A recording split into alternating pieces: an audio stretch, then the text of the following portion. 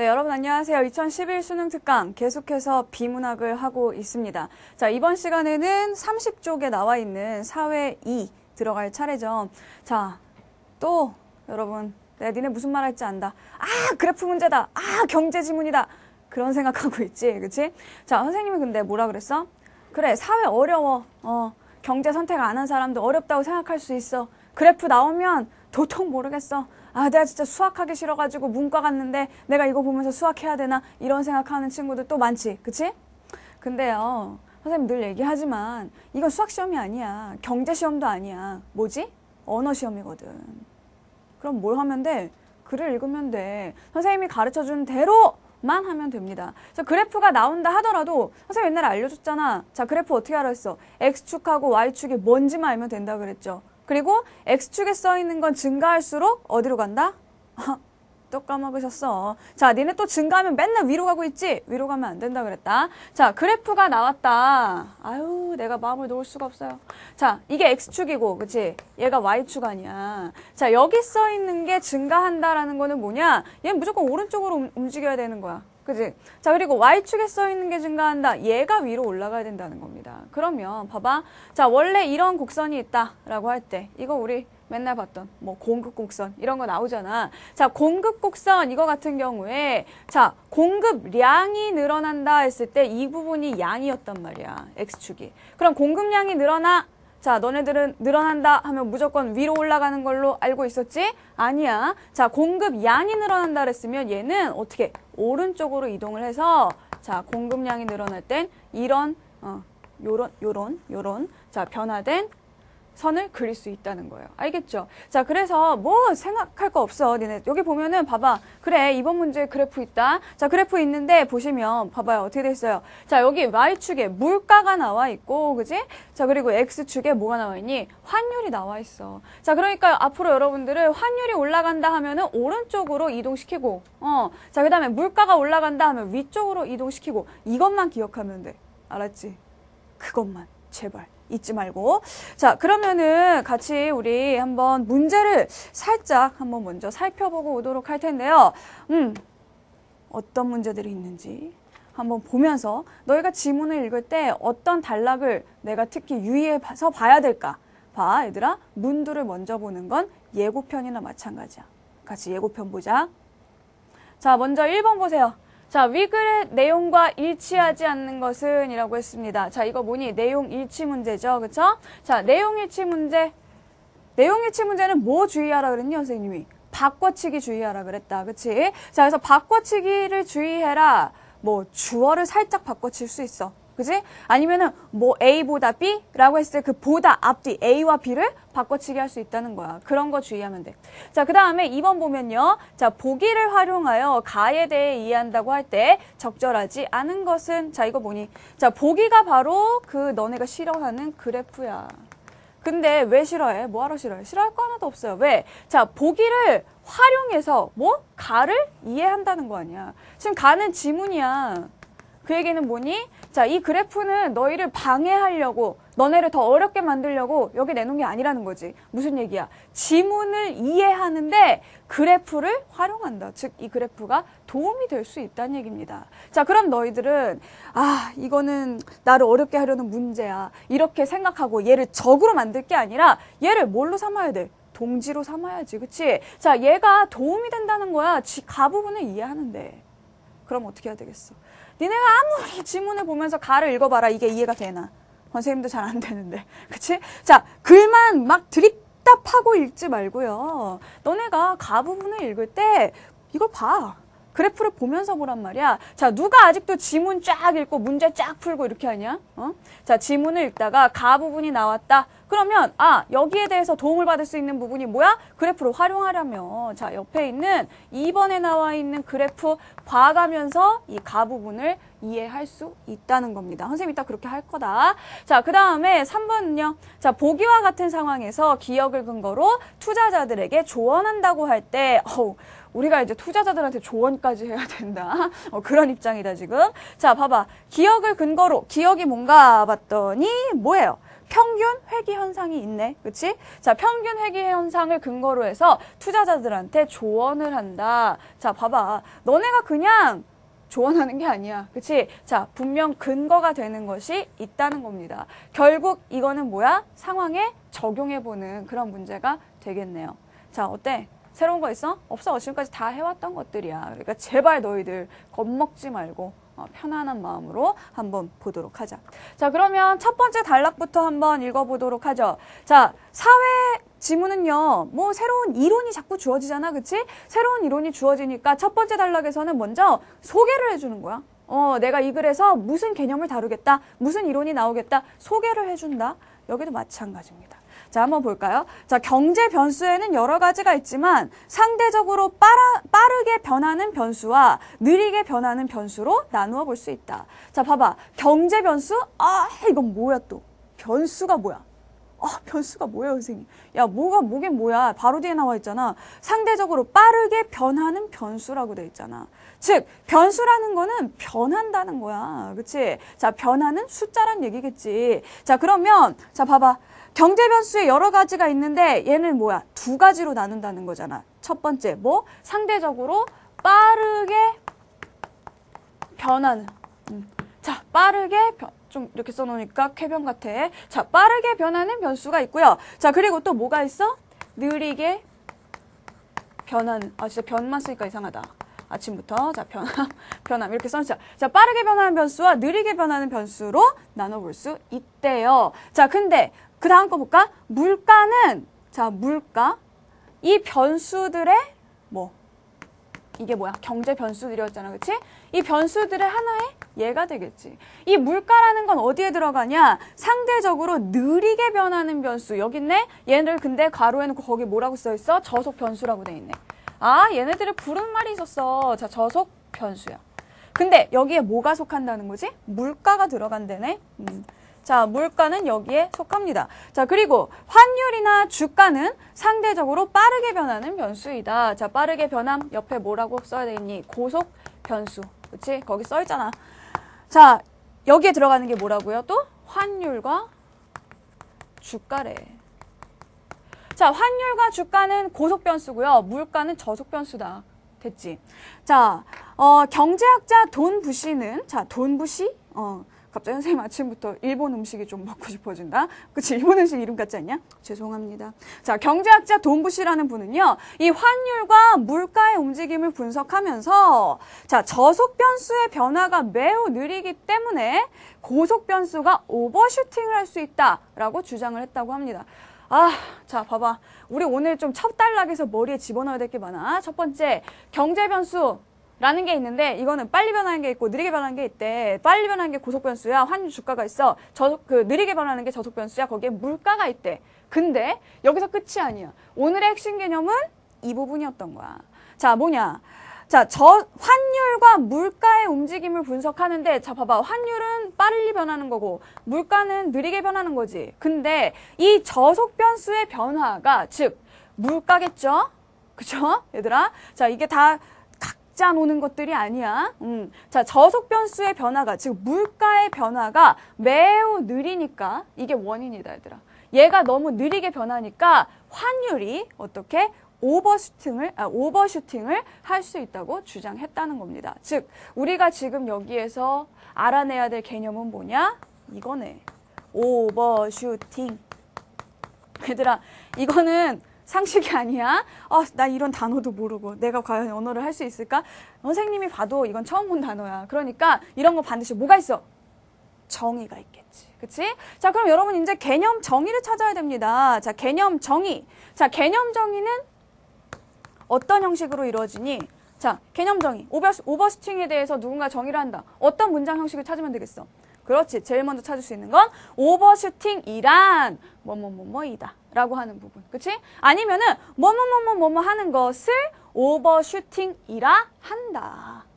알겠니? 자, 정의를 나타내주는 방법. 뭐뭐란 즉 여기에 어떤 그 핵심 개념이 들어가야겠죠? 아니면은 이러이러이러한 것을 뭐뭐뭐뭐라고 한다. 요런 부분을 찾아주시란 말이야. 그러면 두 번째 단락에서 나오지? 자, 뭐가 있어? 이게 있지. 맨 마지막 문장이야. 그쵸? 자, 그 가라고 묶어진 부분의 맨 끝을 보면 오버슈팅이라 한다라고 나와 있잖아. 즉, 어때요? 이 오버슈팅의 개념이 이 두 번째 단락에, 가 단락의 마지막 부분에 들어가 있게 되는 겁니다. 그러면 개념 정의가 마지막에 들어갔어. 자, 단락이 이렇게 있다고 할 때, 이 두 번째 단락, 가라고 묶인 이 부분이 이렇게 있다고 할 때, 자, 이러이러한 것을 오버슈팅이라고 한다. 개념 정의가 마지막에 들어갔다. 자, 그럼 이 앞에 뭐가 나와 있겠니? 원리가 나와 있겠지. 그치? 자, 그럼 선생님 원리는 어떻게 이해해요? 경제 원리. 난 몰라. 자, 왜 몰라? 아까 뭐 보자 그랬어? 또 까먹었지? 자, 우리가 가 단락 볼 때 뭐 보기로 했습니까? 그래프 보기로 했죠. 왜? 그래프는 그걸 활용해서 가 단락을 이해할 수 있는 아주 중요한 우리의 도움이 자료가 된다는 겁니다. 됐죠? 자, 그러면은 한번 보자. 일단 우리는 지금 뭘 기억하냐? 환율은 고속 변수, 빨리 변한다는 거야. 그 다음에 물가는 저속 변수. 그것만 일단 기억을 하시고, 그런 다음에 우린 지금 오버슈팅이 뭔지를 알아야 되는 거야. 목적지가 여기인 거야. 그걸 가지고 한번 그래프를 보도록 할게요. 같이 보면서 지문을 분석해보자.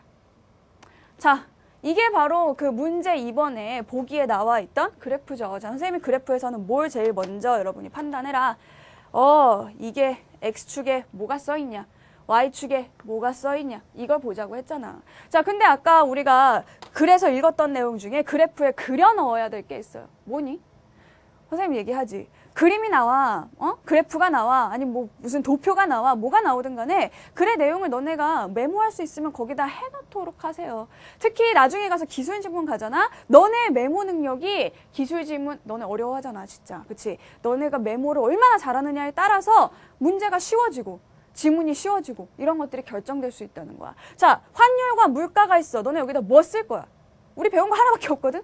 고속 변수냐? 저속 변수냐? 자, 봐봐. 환율은 뭐라 그랬니? 빨리 변하는 고속 변수라 그랬죠? 고속이라고 써놔. 자, 그 다음에 물가는 뭐지? 저속 변수라 그랬지? 느리게 변하는 저속 변수라고 써놓으면 되는 겁니다. 자, 그 다음에 가단락을 볼게. 자, 예를 들어보면 이렇다. 이 사람은 예시라는 방법을 쓰고 있네. 자, 현재 환율 수준과 물가 수준이 각각 100이라 하자. 자, 그럼 봐봐. 자, 환율 수준이 100일 때, 여기죠? 그죠? 물가 수준이 100일 때, 여기라고 해봅시다. 자, 즉, 지금 현재 환율과 물가는 어디예요? 이 A라는 지점에서 만날 수 있겠죠. 자, 그런데 정부가 통화량을 증가시키는 데 확장 정책이 나오면서 환율과 물가 수준의 새로운 균형이, 자, 봐봐. 뭐 정부가 뭐 무슨 정책을 썼다 이런 건 중요한 게 아니야. 자, 봐봐. 얘네가 지금 100이라는 어떤 그런 수준에 있는데 얘네들이 새로운 균형이 각각 어느 한쪽이 아니지. 각각 환율도 물가도 몇? 200이 되어야 되는 상황이 왔다는 겁니다. 200. 자, 얘도 200. 얘도 200. 즉, 새로운 상황에서는 어느 지점에 가야 돼? 얘네가 만나는 D 지점으로 가야 된다는 거죠. 그쵸? 자, 여기로 가야 되는 상황이 도래했다고 하자. 그런데 봐봐. 물가는, 그치? 얘는 저속으로 변하고, 환율은 고속으로 변하기 때문에 새로운 균형으로 가는 과정에서 특이한 상황이 발생한다는 겁니다. 봐봐. 똑같이 100에서 출발해서 도달해야 될 때가 여기란 말이야. 200이란 말이야. 근데 얘네가 똑같은 속도로 움직이면 그냥 같이 이렇게 올라가면 되겠죠? 근데 어때? 물가는 찌질하게 올라가고 있는 거야. 그치? 근데 환율은 확 올라갈 수 있다는 거지. 자, 그게 문제가 되는 겁니다. 여기서 여기로 바로 못 간다는 거지. 그럼 봐봐. 뭐래요? 자, 물가가 100 근처에서 서서히 오를 준비. 즉, 이 물가가 여기에서 서서히 오를 준비를 하고 있는 이런 과정, 그치? 보이지도 않는 이런 조그만 화살표. 자, 여기서 서서히 오를 과정을 하는데, 오를 준비를 하는데, 그 과정에서 환율은 어떻게? 예를 들어 300까지 올라간다는 거다. 자, 왜 그런지 몰라. 그러나 어쨌든 얘는 일단 300까지 올라간대. 아하, 봐봐. 선생님 뭐라 그랬어? 올라간다, 증가한다, 무조건 위쪽으로 가는 거 아니라 그랬지. 여기에서 오르는 건 뭐야? 환율이야. 환율 X축에 있어. 자, 이건 뭐야? 화살표가 이쪽으로 돼 있다는 건 증가하면 오른쪽으로 보내야 된다는 겁니다. 그러니까 환율은요, 300 간다고 여기 가면 큰일 나. 여긴 물가 거야. 얘는 여기 침범하면 안 돼. 자, 환율이 이 물가가 조금씩 올라갈 준비를 하는 과정에서 얘는 갑자기 확 올라서 어디까지 간다? 300까지 간다는 겁니다. 즉, 어때? 이 환율은 A에서 B를 지나서 C까지 가게 된다는 거지. 됐지? 자, 근데 얘는 아직 어디 있어? 요만큼 정도에 머물러 있다는 얘기야. 배 근처에 있어. 자, 그래서 그러고 나서 시간이 지나면 물가는 서서히 오르게 되고 200을 향해서 서서히 오르게 되고 환율은 어떻게 해야 돼? 다시 200으로 와야 되잖아. 그치? 서서히 오히려 서서히가 아니라 환율은 오히려 떨어지면서 200 수준을 찾아가는 것이다. 봐. 최종 목적지는 200이란 말이야. 근데 물가는 천천히 변하니까 천천히 조금씩 올라가면 되는 거였어. 근데 얘 같은 경우에는 빨리 변하는 애기 때문에 얘가 올라갈 때까지 기다려주지를 않아요. 그죠? 얘가 올라갈 때까지 기다려주는 게 아니라 성질이 급해가지고 혼자 확 갔다가 다시 돌아오고 있다는 얘기야. 그게 얘의 즉 고속 변수의 특징이라는 거지. 그래서 뭐래요? 자, 환율이 100에서 200까지 가는 것이 정상인데, 그치? 200이 원래 목적지니까 여기서 여기까지만 가면 되는데 승질이 급해가지고 어떻게 됐어? 300까지 갔다가 다시 200으로 떨어지게 된다. 이게 뭐다? 자, 이런 것처럼 고속 변수가, 자, 고속 변수 뭔데? 얘잖아. 자, 고속 변수가 균형을 찾는 과정에서 균형 수준을 넘어. 자, 균형 수준이 어디야? 지금 우리가 새로 가야 할 균형 수준은 200이었단 말이야. 그지? 자, 이 200이라는 균형 수준을 넘어서 어디까지 갔니? 300까지 갔다가, 즉 여기 나오는 것처럼 급등하거나 또다시 어떻게 급락하는 그런 현상을 뭐라? 오버슈팅이라 한다는 겁니다. 자, 마지막에 개념이 나왔죠. 자, 즉 오버슈팅의 개념을 정의하면 뭐야? 물가랑 상관 있어? 아니지. 오버슈팅은 어디서 나타나요? 얘는 오버슈팅 안 해. 얘는 그냥 100에서 200까지 그냥 천천히 자기 갈 길을 가고 있을 뿐이라는 거지. 하지만 얘는 어떻지? 못 기다려. 확 갔다가 다시 돌아오는 거. 즉 오버슈팅은 어디서 나타난다?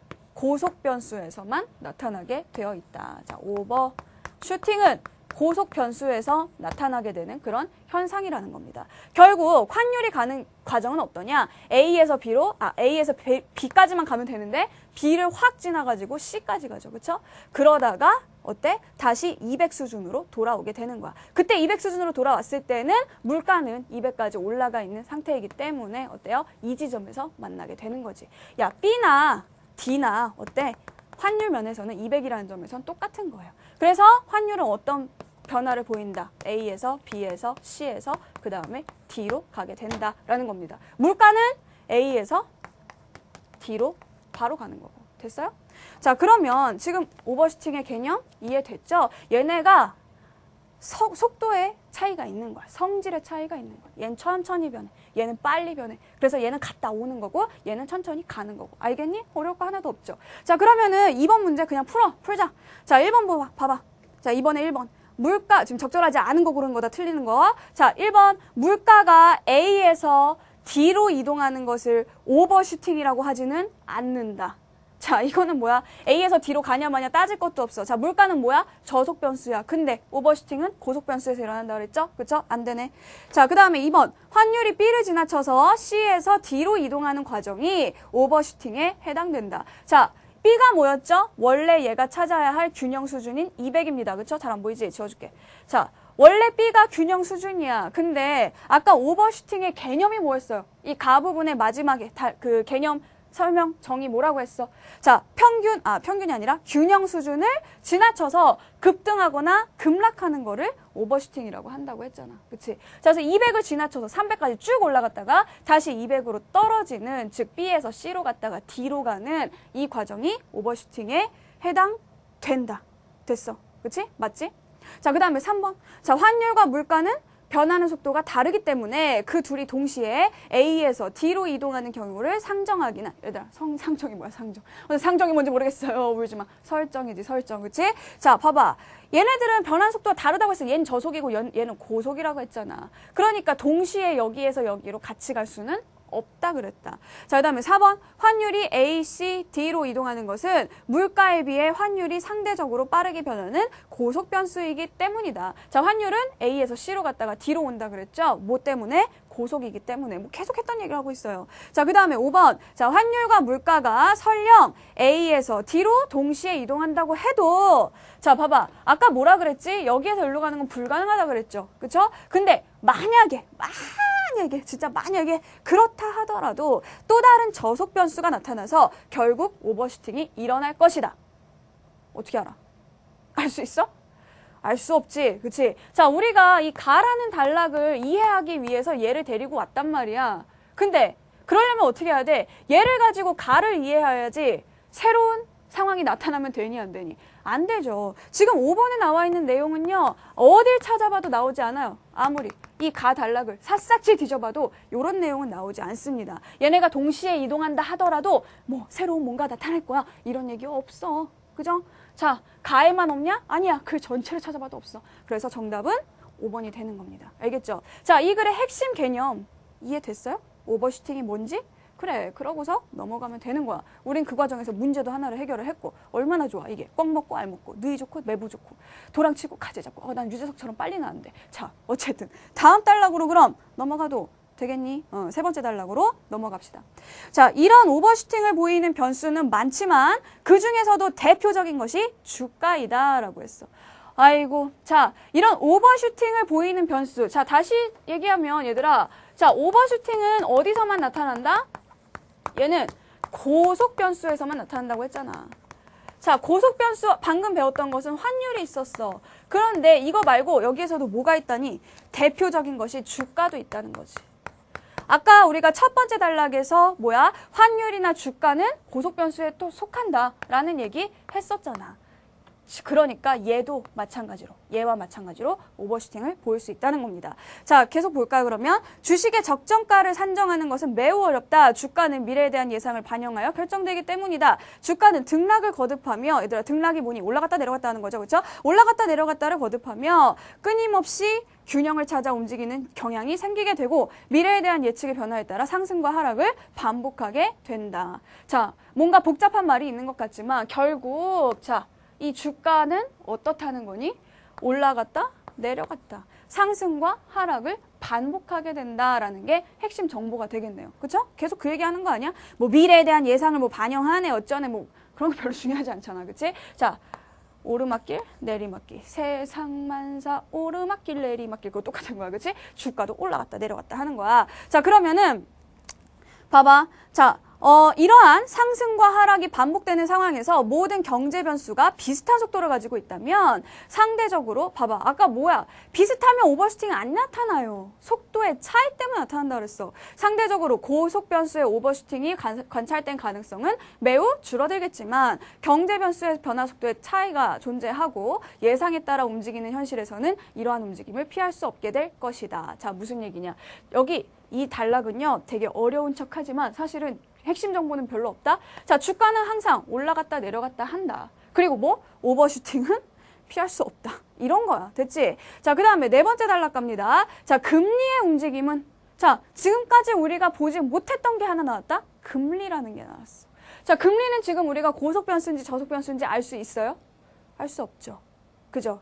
우리 지금 경제 시험 보는 게 아니야. 너네 아마 여기서 굉장히 헉 했을 거야. 금리? 아, 이거는 고속이야, 저속이야. 난 배운 적이 없는데, 나 경제 선택 안 했는데 왜 그걸 니네 걱정하냐고. 이건 언어 시험이야. 나오지 않은 건 몰라도 되는 거야. 자, 금리는 뭐냐? 됐어. 주가나 환율에 비해서는 상대적으로 부드럽다라는 겁니다. 자, 부드럽다는 거는 무슨 의미일까요? 부드럽다. 자, 부드럽다. 얘들아, 얘네 이 주가나 환율 같은 경우에 아까 계속 했던 얘기가 뭐니? 오르막길, 내리막길. 올라갔다, 내려갔다. 오르막길, 급격하게 올라갔다, 뚝 떨어지고, 급격하게 올라갔다, 뚝 떨어지고. 이런 것들이 이 환율과 주가는 좀 심한데 금리 같은 경우에는 부드럽다는 거잖아. 부드럽다는 건 무슨 얘기겠어? 뾰족하지 않다는 거겠지. 그치? 금리는 이런 식으로 움직인다는 겁니다. 올라갔다 내려갔다를 하는 건 마찬가지야. 마찬가지지만 얘네들처럼 이렇게 확 올라갔다 확 내려갔다 급격하게 변하지는 않는다는 얘기겠죠. 자, 그래서 봐봐. 자, 금리는 뭐라 그래요? 금리를 연구한 학자들은 금리의 균형 수준이 존재하고 금리는 이런 균형 수준보다 약간 올라갔다. 봐봐. 지금 올라갔다 내려갔다 이 중간에 균형을 맞춰주는 부분을 뭐라고? 균형 수준이라고 해보자. 자, 이거를 균형 수준이라고 했을 때 뭐 쉽게 말하면 평균이야. 그지? 자, 금리는 약간 올라갔다가 다시 내려오고 그래서 균형 수준 이하로 이 밑으로 갔다가는 다시 올라오는 그런 경향이 있다는 겁니다. 그래서 이러한 움직임을 평균 회귀 현상이라 불렀다는 거죠. 무슨 얘기야? 올라갔지만 다시 평균으로 돌아오려는 그런 속성이 있다는 거지. 내려갔지만 다시 또 평균으로 돌아오려는 속성이 있다는 겁니다. 이게 평균 회귀 현상이야. 이러한 현상은 주가에도 적용된대. 자, 금리 얘기를 했는데요. 자, 금리뿐만 아니라 주가도 마찬가지라는 얘기죠. 평균으로 돌아오려는 그런 현상을 주가 역시 가지고 있다는 겁니다. 다만 얘는 부드럽게 움직이고 얘는 막 이렇게 움직일 뿐이지. 어쨌든 얘네들도 뭔가 평균을 찾아서 오려고 노력은 한다는 얘기네. 자, 그래서 가끔 적정한 수준에서 유지되던 주가가 별다른 이유 없이 올라갔다가는 떨어졌다가는 다시 제자리를 찾는 현상이 관찰된다. 그러니까 계속 오르기만 하는 애는 없다는 얘기예요. 평균 회귀 현상 때문에 뭔가 계속 오르는 것처럼 보이지만 다시 언젠가는 평균을 찾아 내려올 수도 있다는 거지. 끝까지 떨어지지는 않아요. 그치? 계속 떨어지기만 하지는 않아. 언젠가는 또 평균을 찾아서 올라올 수 있다는 얘기야. 이 글에 따르면. 자, 그래서 이처럼 적정 수준을 기준으로 주가가 등락, 즉 올라갔다, 내려갔다를 반복할 때 평균 회귀 현상이 관찰되는 것이다. 라고 했습니다. 자, 그러면 이 글에서 나타난 경제 현상은 두 가지입니다. 첫 번째 뭐였지? 오버슈팅이었어. 그치? 이게 첫 번째 경제 현상. 두 번째는 뭐냐? 바로 얘지. 그치? 평균 회귀 현상. 됐지? 자, 그러면 마지막에 다섯 번째 단락을 보세요. 자, 오버슈팅과 평균 회귀 현상을 잘 이용하면 이윤을 창출할 수 있다는 겁니다. 이걸 잘 이용하자는 거지. 자, 어떻게? 주가에 오버슈팅이 생기면 단기적으로 매도 기회가 주어지는 것으로 볼 수 있다. 매도는 또 뭔가요, 선생님? 맨날 헷갈리는 게 뭐니, 얘들아? 매도, 매수, 뭐 이런 거 아니니? 뭐 팔고 사는 거거든? 얘들아, 그냥 알아놔. 매도는 파는 거야. 매수는 사는 거야.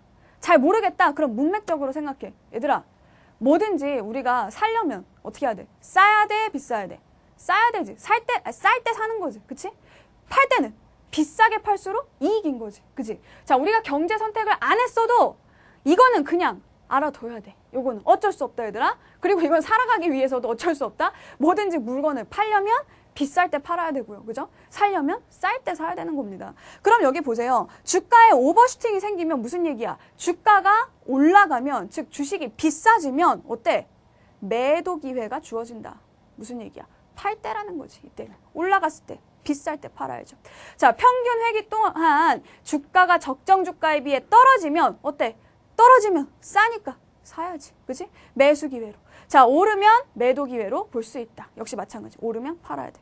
자, 단기적인 주가의 움직임을 반영해서 그때그때 비율을 조정하는 기법을 전술적 배분이라 하는데 평균 회귀와 오버슈팅은 이 전술적 배분에 중요하다. 자, 됐어. 무슨 얘기냐? 지금 우리가 두 개념을 이 지문을 통해서 배웠단 말이야. 오버슈팅이라는 것과 그리고 평균 회귀 현상이라는 것을 배웠다는 거죠. 이거를 잘 이용을 해가지고 결국 비쌀 때 팔고 쌀 때 사라. 이런 얘기다.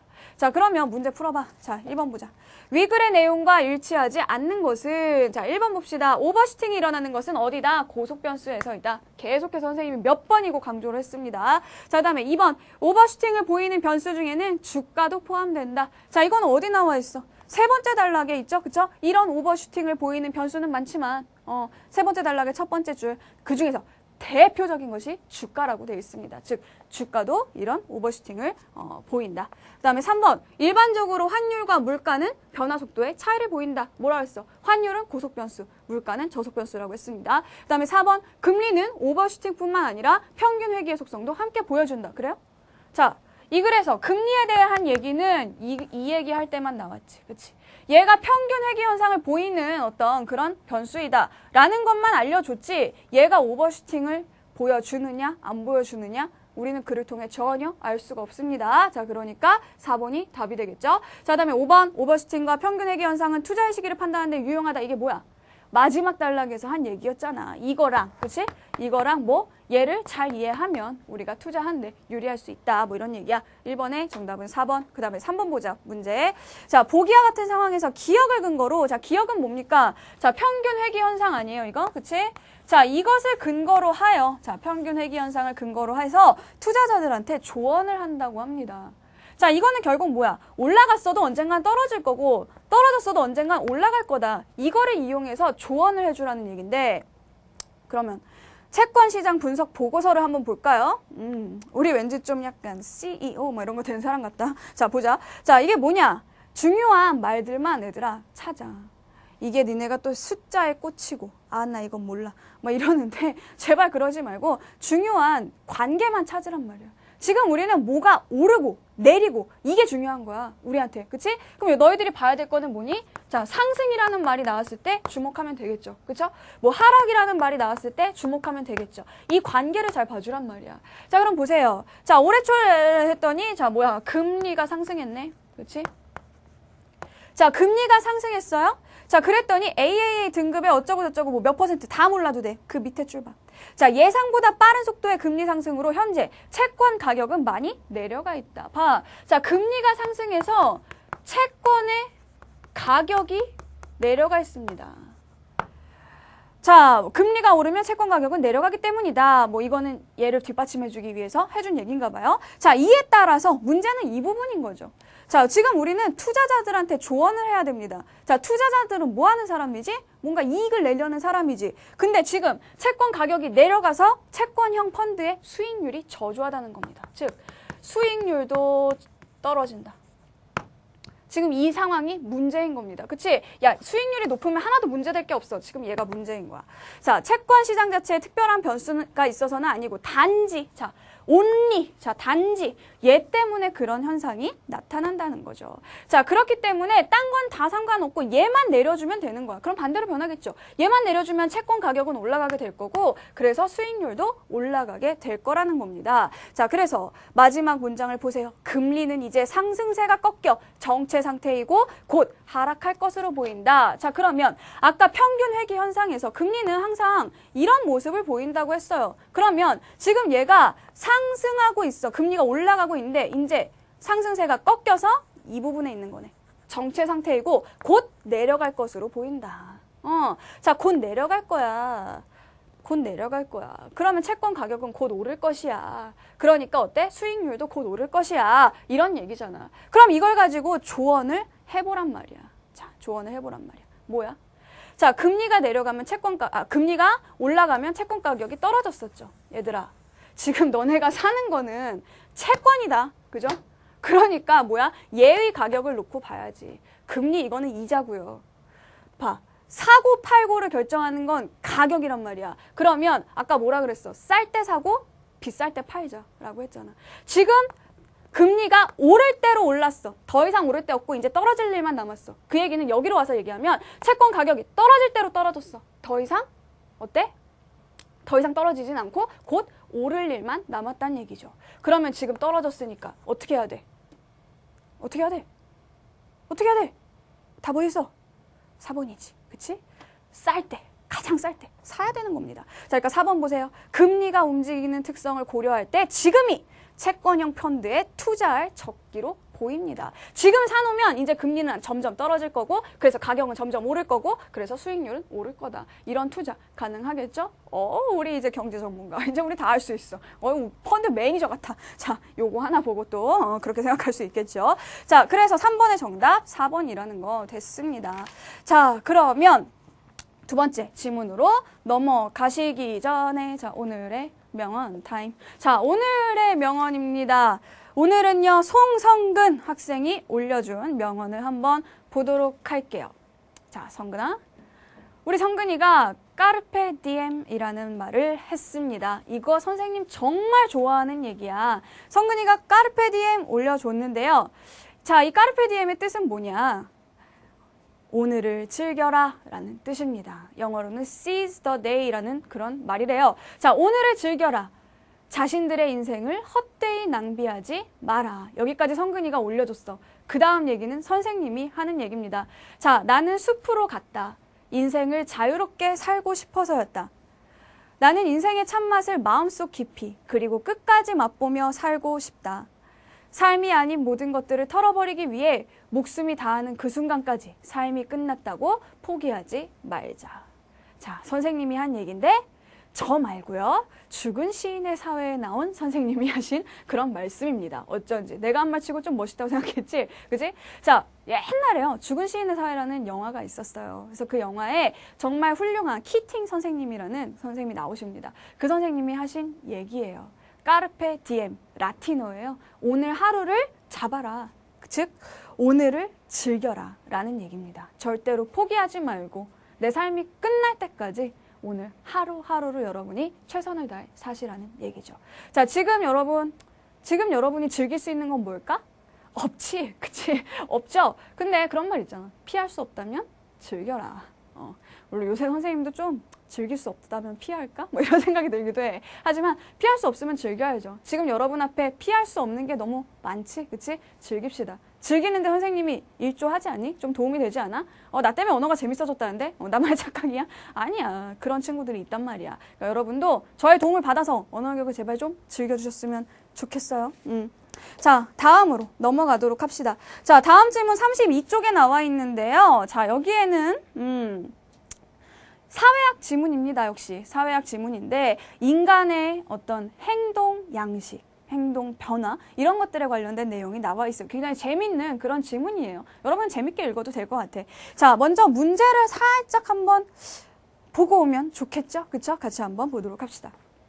자, 4번 문제 보시면은요. 자, 글쓴이가 위 글을 쓸 때 고려한 내용. 얘들아, 이런 문제 거의 대부분 자, 글 쓸 때 고려한 내용. 글 쓸 때 미리 생각했던 내용. 자, 뭐와 관련된 게 있냐면은요. 주로 얘네들은 논지, 전개 방식. 그래. 선생님이 그렇게 개념 급탑제해서 부르짖었던 논지, 전개 방식 문제입니다. 이게 바로. 됐지? 이따 한번 살펴보도록 할게. 자, 그 다음에 위글과 보기의 내용을 종합하여 판단할 때 적절한 것은 이라고 했습니다. 자, 이거 되게 중요한 문제입니다. 자, 문제가 어렵거나 이 문제 자체, 이 문제 개념이 중요하다는 게 아닙니다. 중요한 거는 뭐냐? 이 문제의 유형이에요. 자, 이 문제의 유형은 뭐냐 하면은요. 보기에 보면 칸트라는 사람이 있고 노이만이라는 사람이 있습니다. 그리고 우리 지문에 보면 바바라시라는 사람이 나올 거예요. 결국 이거는 뭐냐? 위글, 즉 바바라시의 견해와 보기에 나와 있는 칸트 노이만의 견해를 종합해서 판단을 한다라는 얘기는 뭐지? 이들의 견해를 비교하는 겁니다.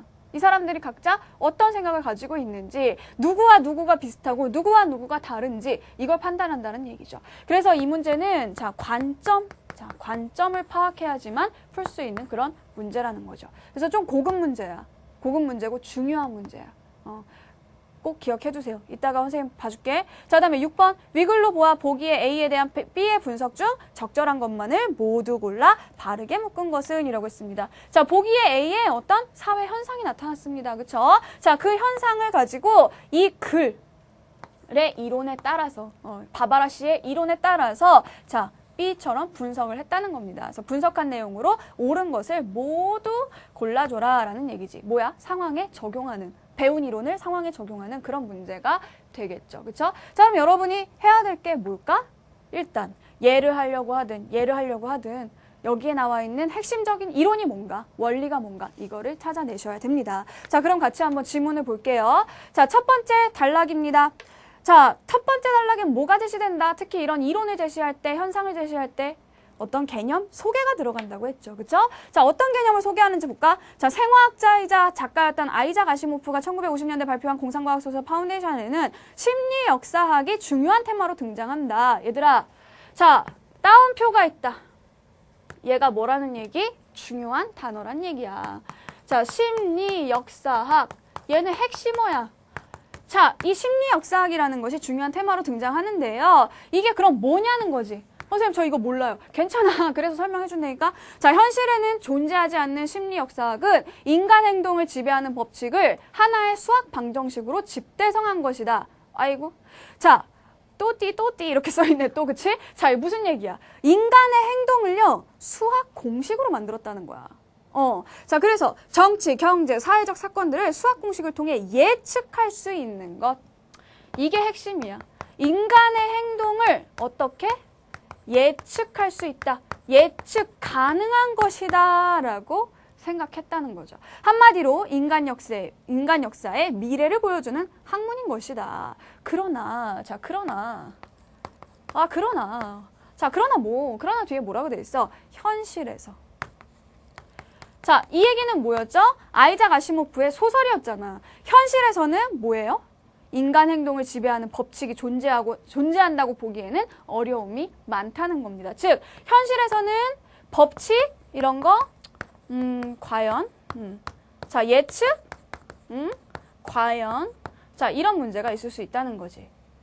자, 근데 우리가 보통 뭐야? A 그러나 B라고 할 때 중요한 게 뭐라 그랬죠? 얘라 그랬죠. 그래서 마치 첫 번째 단락만 읽었을 때 뭐처럼 보이니? 이거에 대해서 얘기할 것 같아요. 그죠? 여기다 따옴표 해놓고 뭐 어떻게 된 일이야 이게? 자, 두 번째 단락을 보니까 아이고 뒤통수 또 치시네. 자, 이런 게 있죠. 그런데 자, 봐봐. 심리 역사학이라는 게 있어. 인간 행동 예측할 수 있다는 거야. 그러나 현실에서는 불가능한 것 같아. 그런데 또 뭐가 나오겠니? 다시 A로 돌아간다는 얘기지. 자, 그런데 심리 역사학과 같은 것을 현실의 이론으로 구현할 수 있다고 굳게 믿는 이들도 있다. 자, 현실에서 불가능하대. 근데 가능하대. 자, 헷갈려 막 괴로워. 하지만 여기서 일로 갔다가 다시 돌아오는 구조를 갖고 있다는 얘기예요. 자, 여기에 따옴표가 있었잖아. 그치? 따옴표 쳐놓고 딴 얘기 하겠니? 자, 보세요. 가능하다. 자, 네트워크 이론이 대표적이다. 네트워크 이론은 아무리 멀리 떨어진 두 사람도 6단계만 거치면 연결된다라는 가설로 유명하다는 겁니다. 즉, 나와 여러분. 우리는 이미 1단계. 그치? 우린 친구야. 이미 우리는 만났어. 근데 우리 학교에 있는 어떤 선생님은 어때요? 너네 모르지? 모르지만 나를 통해서 연결됐지. 이런 거 뭐라 그래? 뭐 2다리 건너서 아는 사람이다. 뭐 이렇게 얘기를 하잖아. 근데 이뿐만 아니라 세계에 있는 모든 사람이 6단계만 거치면 연결이 된다. 라는 그런 이론이 있어요. 그게 바로 이 네트워크 이론이야. 자, 세포에서 인터넷에 이르기까지 여러 가지 네트워크의 구조. 아하. 자, 우리는 네트워크라고 하니까 뭐만 생각해? 인터넷. 이것만 생각하지, 그치? 컴퓨터. 이런 것만 생각해. 근데 네트워크라는 말은 그런 데 쓰는 게 아닌가 봐. 그런 데만 쓰는 게 아닌가 봐. 세포에도 쓴대. 즉, 세포에서 인터넷에 이르기까지 여러 가지 네트워크의 구조와 작동 원리를 밝혀 학계에서도 큰 주목을 받은 바 있는 바바라 씨의 주장을 따라가 보자라고 했습니다. 자, 결국 이 사람은 뭐에 대해서 얘기를 하냐? 자, 인간의 행동이 예측 가능하다. 수학 공식으로. 그것이 현실에서도 가능하다고 믿는 사람들이 있어. 그러면서 거기에 핵심 인물로 바바라시. 자, 바바라시. 이거 무슨 선전에 그 스바라시구나. 미안해. 자, 바바라시라는 사람이 있어. 자, 이 사람의 주장을 따라가 보자는 겁니다. 즉, 바바라시의 이론, 이게 뭐가 되겠니?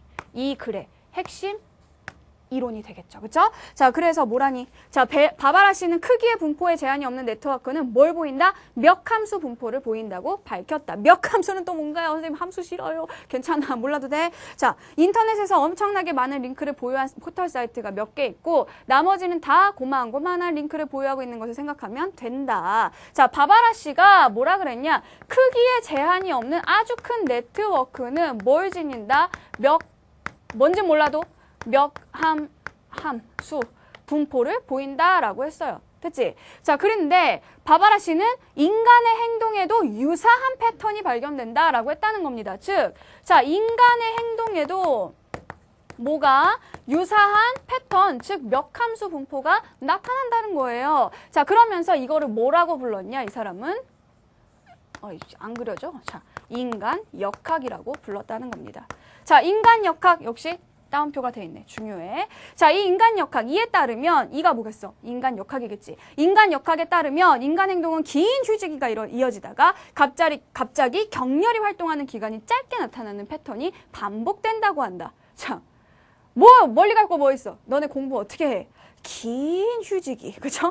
긴 휴식 시간을 거치다가 할 때 갑자기 막 불 붙은 듯이 엄청나게 공부하죠, 그죠? 짧게, 막 엄청나게, 격렬하게, 막 이렇게 공부하다가 또 길게 쉬다가, 그치? 막 공부하다가 이게 반복되고 있지 않니, 그치? 좀 바꿔라, 얘들아, 그냥 길게 공부하시다가요. 짧게 막 놀아. 내가 놀지 말라는 얘기는 아니야. 안 놀면 사람 미칠지도 몰라. 근데 짧게 놀고 길게 공부해 제발. 좀 바꿔줘. 자, 어쨌든 요런 게 반복된대. 자, 그래서 예를 들면 평소에는 이메일을 거의 발송하지 않거나 한두 건 발송하다가 어느 날에는 수십 통의 이메일을 발송하는 폭발성의 패턴이 발견된다는 것이다. 뭐 얘야, 얘. 얘니까 넘어가. 자, 주가의 폭등이나 폭락도 이러한 폭발성을 보인다고 한다. 이것도 얘지. 넘어가. 자, 바바라 씨는 이처럼 평상시의 수준에 비해서 돌발적으로 급증하거나, 그치?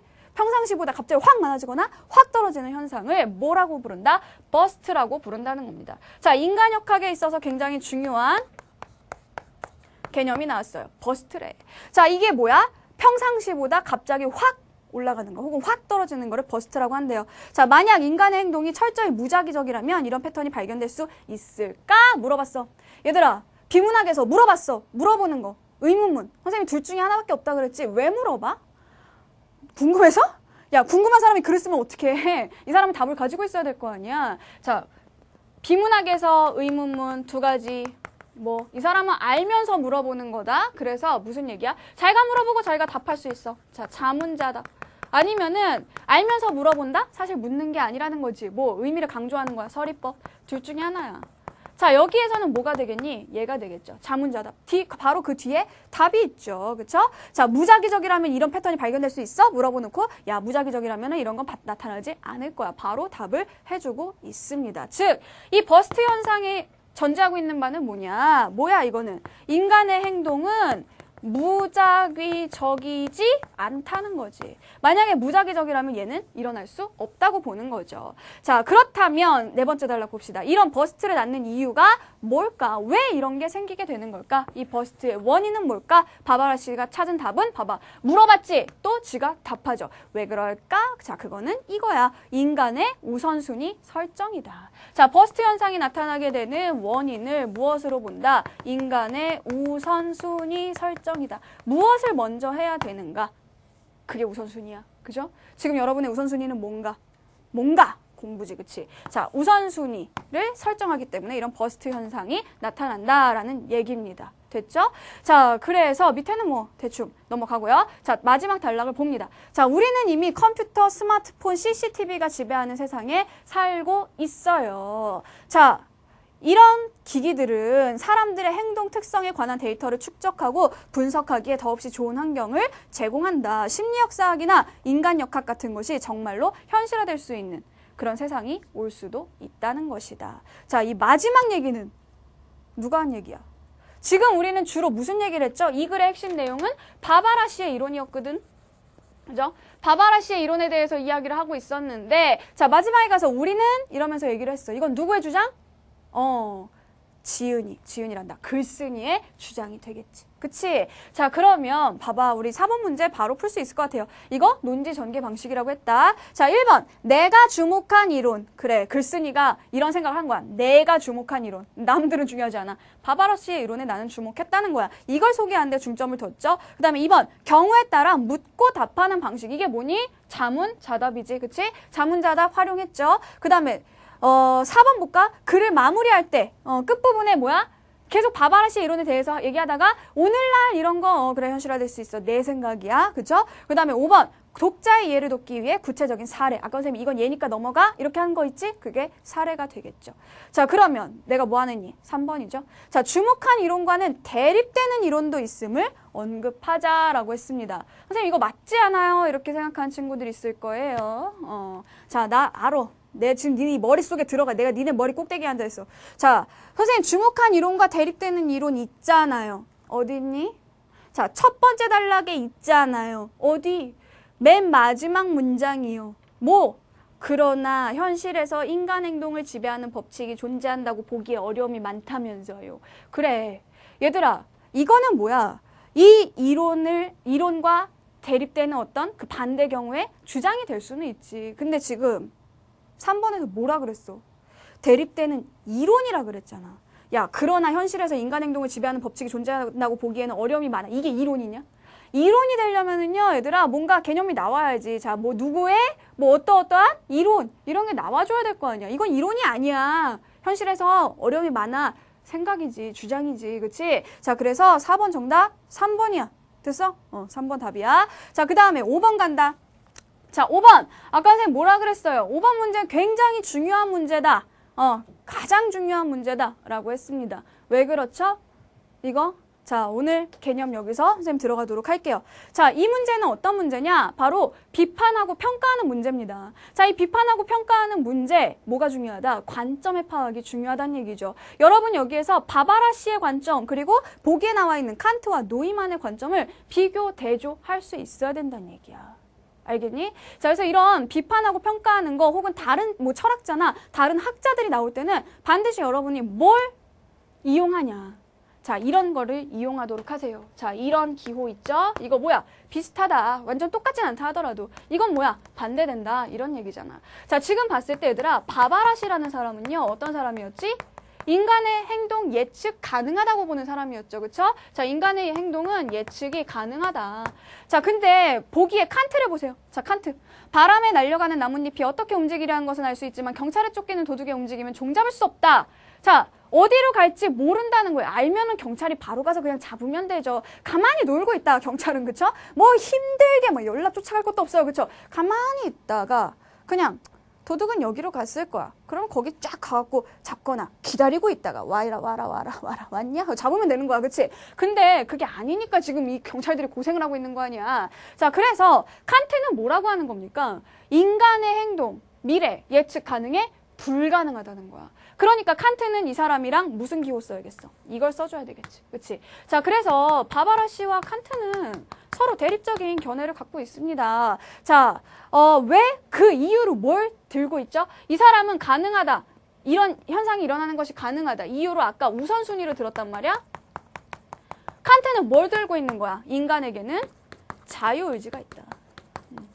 자, 자유의지가 있기 때문에 불가능하다. 이렇게 얘기하고 있는 거지. 그치? 됐어. 자, 그 다음에 노이만 봐. 자, 노이만. 게임에서는 사람들이 저마다 자기에게 가장 이로운 일을 하게 마련이다. 저마다 상대편의 대처 행동을 고려하면서 자기의 이익을 효과적으로 달성하려고 드는데 이럴 때는 그 행동을 수학적으로 분석할 수 있고 따라서 미리 내다볼 수 있다. 얘들아, 미리 내다보는 게 뭐죠? 예측 가능한 거 아니야? 그치? 자, 그러니까 노이만은 어때? 바바라 씨와 비슷한 사람이네. 그치? 자, 노이만 이 사람은 예측이 가능하다고 보는 그런 사람입니다. 자, 게임에서만 그럴까? 이로움을 추구하는 사람들의 속성을 보면 게임만은 아닐 것이다. 자, 이 사람은 예측 가능하다고 보는 이유를, 원인을 또 어디에서 찾나요? 사람은 이로움을 추구한다. 즉, 뭐? 이익을 추구하는 인간들의 속성 때문이다. 됐어. 자, 이 안에 지금 보기와 이 바바라 씨 이론의 모든 핵심어가 다 들어있는 거죠. 이걸 가지고 선택지를 봐. 1번, 만약에 칸트가 심리 역사학을 접했다면 망설이지 않고 그것의 현실화 가능성을 인정했을 것이다. 그럴까요? 얘들아, 심리 역사학은 바바라 씨와 닮아 있는 거 아니니? 자, 심리 역사학 맨 처음에 뭐라 그랬어요, 이게? 예측 가능하다는 거였잖아. 칸트가 심리 역사학을 인정했을까? 아니야. 이 사람은 불가능하다고 생각했던 사람이야. 1번 땡. 자, 그다음에 2번. 바바라 씨의 입장에서는 칸트가 말한 나뭇잎의 움직임조차도 버스트 현상의 일종이라고 주장할 것이다. 헐. 자, 바바라 씨 뭐라 그랬죠? 자, 이런 버스트 현상 왜 생긴다? 우선순위. 인간의 우선순위 결정 때문에 생긴다고 했는데 나뭇잎이 우선순위를 결정할 수 있나요? 없죠. 인간의 우선순위 결정이라고 아까 얘기를 했단 말이야. 자, 나뭇잎. 나는 저쪽으로 먼저 떨어지고 그 다음에 이쪽으로 떨어지겠어. 없어. 자, 2번 안 돼. 그 다음에 3번. 자, 인간의 행동을 예측하려면 거기에 법칙성이 있어야 하는데 바바라 씨와 노이만은 법칙성이 있다고 봤다. 어때? 얘네들 같은 편이잖아. 바바라 씨와 노이만 묶어줄 수 있죠. 그쵸? 얘네들은 법칙성이 있으니까 예측 가능한 거지. 3번이 답이네. 4번. 심리역사학이라는 아이디어는 바바라 씨에게는 매력적이었겠지만 노이만에게는 공상에 불과한 거. 야, 같은 편이라니까? 왜 얘는 좋아하는데 얘는 싫어하겠어? 말이 안 되잖아. 4번 안 되지. 그 다음에 5번. 자, 바바라 씨는 우선순위를 설정하는 인간의 속성에 주목하니 맞지. 그치? 자, 칸트의 견해에는 동의하지 않겠지. 그치? 얘네 서로 대립적이니까. 하지만 노이만의 견해에도 반대할까? 반대해? 같은 편이라니까? 얘들아, 봐봐. 그래, 얘는 우선순위고 얘는 이익 추구야. 다른 얘기야? 다른 얘기야? 봐봐. 이익이 우선순위 아니니? 이 사람이 보기에는? 사람들은 다 각자 자기가 제일 먼저 중요하다고 생각하는 게 있다며. 이 사람의 경우에는 뭐야? 그걸 이익으로 봤다는 얘기야. 됐잖아. 그러니까 5번도 틀리죠. 자, 그래서 5번의 정답은 3번입니다. 마지막 6번. 재밌는 사례가 있죠. 자, 사례를 먼저 봐야겠습니다. 자, 2005년 7월 16일 영국 각지의 병원은 주말답지 않게 한산했다. 평소 같으면 어린이 골절 환자들로. 애들은 그렇게 많이 부러져요. 어디가, 그쵸? 맨날 놀고. 자, 그래서 북적거려야 할 주말 응급실에 환자가 별로 없었던 것이다. 마침 그날은 땡땡땡땡 시리즈의 6번째 책이 출간된 날로. 나 이거 뭔지 알 것 같아. 근데 말할 순 없어. 자, 이 책은 당일에만 900만 부가 팔렸다고 합니다. 니네도 알겠지? 자, 니네도 봤잖아. 호기심이 발동한 한 의사가 이 시리즈의 첫 번째 책에서 5번째 책이 출간된 때까지의 진료 기록을 살펴보았는데 그때마다 영국 각지 주말 응급실의 어린이 골절 환자가 평소에 비해 격감. 얘들아 봐봐. 평소 수준에 비해서 갑자기 확 올라가거나 확 내려가는 거 뭐라 그런다고? 버스트 현상이라고 한다고 했습니다. 그렇죠? 자, 버스트 현상 누구? 이 바바라 씨의 그 이론 중에 버스트 현상 뭐 때문에 생긴다? 우선순위 설정 때문에 생긴다라고 했을 거예요. 자, 그러면 여기에다가 이 바바라 씨 견해에 따른 분석을 붙여보는 거야. 자, 보세요, 얘들아. 지금 애들이 왜 부러지니? 가만히 가다가 뭐 요즘 애들 뼈가 약해서 부러지겠니? 놀다가 다쳐가지고 오는 거란 말이야. 근데 책이 나오니까 앉아서 책 보는데 다칠 일이 없지. 그치? 책 보느라 애들이 나가 놀지를 않아가지고 부러지질 않아서 환자가 갑자기 줄어들었다. 이런 해석을 이 사람은 하시겠죠. 그쵸? 그러면 기억 봐봐. 자, 땡땡땡땡 시리즈와 어린이 골절 환자의 감소 사이에 상관관계가 있다면 아마 뭐 우선순위, 자, 상관관계 왜 그런지 몰라도 어쨌든 이 사람의 생각에서는 얘를 집어넣으려고 하겠지, 그치? 그 다음에 니은, 이 사례는 병원에서 일어난 일로 인터넷과는 무관하니까 몇 함수 분포를 보일 것 같지는 않아. 자, 아까 선생님 뭐라 그랬어? 네트워크라는 게 꼭 인터넷만 관계 있는 거야? 아니야. 네트워크는 모든 것과 관계가 있는 거야. 그러니까 인터넷이랑 관계 없다고 해서 몇 함수가 안 나타난다? 이거 말이 안 되죠, 그쵸? 아까 뭐라 그랬냐? 자, 이 네트워크에서 나타나는 이 몇함수 분포, 인간 행동에도 비슷한 분포가 나타난다. 그래서 나타나는 게 버스트 현상이다라고 했잖아. 그러니까 여기에서 지금 일종의 버스트 현상이 나타난 거거든요. 그럼 여기에 몇함수 분포 나타나야겠지, 그치? 그래서 니은이 틀린 거야. 자, 그다음에 디귿 이건 뭐니? 자, 이거는 뭐야? 주말 응급실 어린이 골절 환자 격감 현상의 예외적인 폭발성이죠, 그쵸? 갑자기 확 줄어든 거니까 뭐다? 버스트에 해당하는 것이다. 리얼 땡땡땡땡 시리즈에 대한 인기가 식지 않는다면 이 인기가 계속 유지된다면 지금 6번째 책이 나왔을 때 줄어들었고 지금까지 계속 그래왔어. 그럼 다음에 7번째 책이 나오게 되면 또다시 이런 현상이 일어날 것으로 뭐? 예측. 야, 이 사람이 이거 왜 한 건데? 왜 한 건데? 내가 어디다 써놨어? 자, 인간의 행동은 예측 가능하다라는 거잖아. 결국 결론은. 분명 우리는 이렇게 또 예측을 할 수 있을 겁니다. 자, 그래서 기억, 디귿, 리을이 답이야. 4번이 정답이 되는 거겠죠? 됐죠? 어렵니 얘들아? 사회 하나도 어렵지 않아요? 제발 너희들 어렵다는 편견을 버리도록 하세요. 이제 얘들아 사회 지문 하나 남았는데 다행히 마지막에 있는 거 되게 쉬운 지문이니까 그냥 쭉 읽고 문제 풀어봐. 알았지? 풀어보고 오세요. 자, 사회 2의 마지막 지문 그리고 마지막에 그 뒤에 예술 새롭게 들어간 지문 하나까지 풀고 다음 시간 옵니다. 수고하셨습니다.